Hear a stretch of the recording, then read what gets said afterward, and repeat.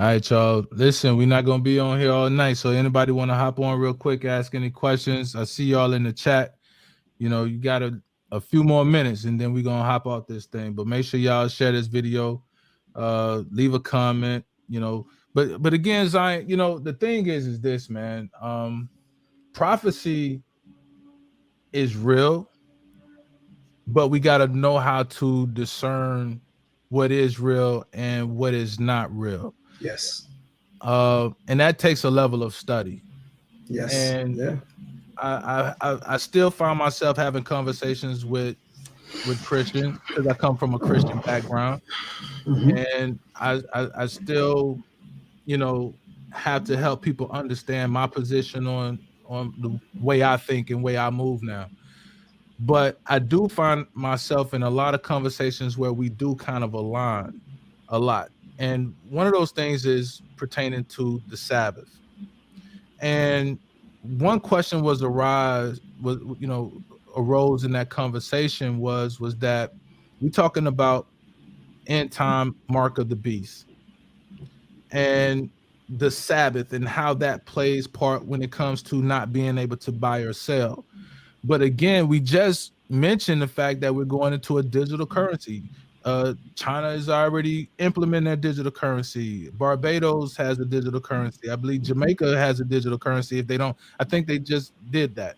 I could be wrong.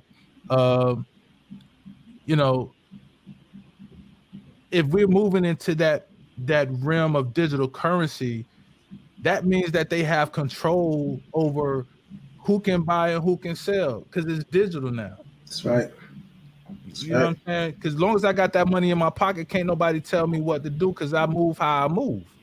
That's right. And there's something I also will add to that, which is anytime you see a major change in currency, you're automatically witnessing a major change and shift in power, Hmm. because whoever controls the dollar, whoever controls the gold, controls the world.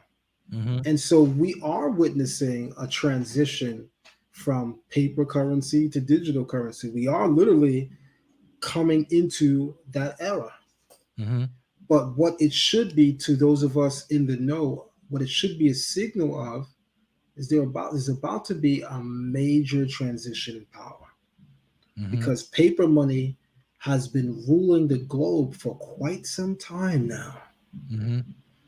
And the fact that we're about to go into digital currency should let us know that that might threaten the previous or present power structure. So if you notice, those who are pro digital currency are diametrically opposed to those who want to continue in the currency that we have today. Hmm. And I say that that is an outward manifestation of a much more inherently covered, as it were, conflict that's happening behind the scenes or behind closed doors or possibly behind the veil. So Right. now we're talking about the elites. Now we're Hmm. talking about secret societies, Hmm. because the people who really run world governments are obviously not the leaders that we see. Hmm. All of these people are puppets, and there's a Hmm. smaller minority that is in control of the majority. Right. And so I am of the opinion, and I say opinion strongly, that what we're about to witness is a major transition in power, and quite possibly the ushering in of the new world order, where global governments are not ran by prime ministers or presidents, but now there's one figure head. Because if we're paying attention to everything that's happening around us in the news and in the world, we're seeing through the media that global governments, their representatives, are failing their people. Mass media has for some time now reported on every major government world leader and has aired out their dirty laundry, and has aired out the dirty laundry of their consecutive leaders which came before them and those who are coming immediately after them, so as to impress upon the minds of these people that we really can't trust our leaders, which we already know we can't. Hmm. But then in comes America, Hmm. because America always comes to save the day. Right. And America says, it's not that we can't trust a leader. We just can't trust anyone leading other than an American leader. Mhm. So in comes America now to save the day and may bring in their figurehead. And who's to say that the wars that are instigated right now, Russia and Ukraine, are not a premonition of what's to come? Because if that war on that side of the hemisphere is successful, there could be some major catastrophes as a result. And by successful, I mean if Ukraine loses, and I believe that would represent the success of someone's mission, because I don't think the global elites expect that Ukraine would actually beat Russia. So I think the idea is actually to have Russia win. But if and plausibly and possibly when Russia wins, then who has to step in to save the day? Right. The United States. Mhm. But of course, with that is going to come the threat of what? Nuclear warfare. Mhm. And if someone presses that button, now we're in the midst of nuclear warfare. But hold on. America knew this before everything started. Mhm. So if someone jumps into certain death moments before this thing is set off, then you have to reason that they're working on some information that no one is privy to.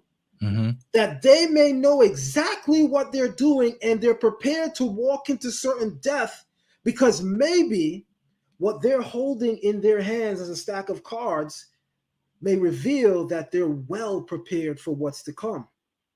And so if there's imminent danger and threat for nuclear warfare, yet America still rushes in boldly, I have to ask myself some questions. What do you know that we don't know? And what do you have as defense that you're so ready to jump into this war? And then let's say that the worst of the worst happens, which we know. If there's nuclear warfare between two major nation states, America and Russia, everybody's going to be hitting buttons. Bang, bang, bang, bang, bang. Next thing you know, it's a global nuclear warfare, nuclear war games, as it were. America is not a silly nation.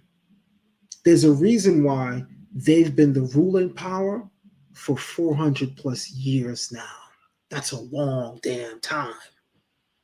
Egypt been a nation longer than 400 years, but where can you see in Egyptian history that they ruled the world for 400 consecutive years?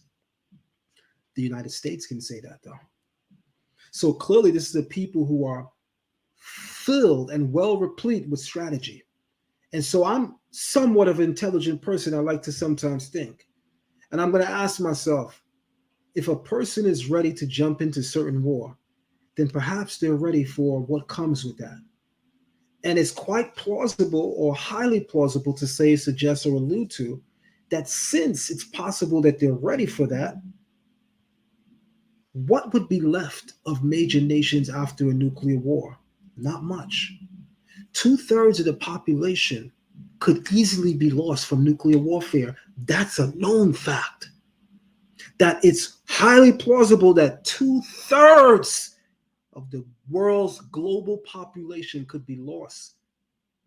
If something like that was to happen, it would be easy to install one leader, one ruler, one king to become the figurehead of the entire world, who now gets to say, nation shall not lift up sword against nation, neither shall they learn war anymore, because I, your new figurehead, will ensure that there will never be war anymore.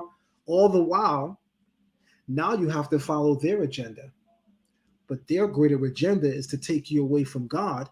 But they've done it in a way that you think they're the new messianic figure. So you think that you're serving in this new kingdom when you're now under a new regime, under the new world order. I said I wish I had some of those bombs because that was a bomb moment.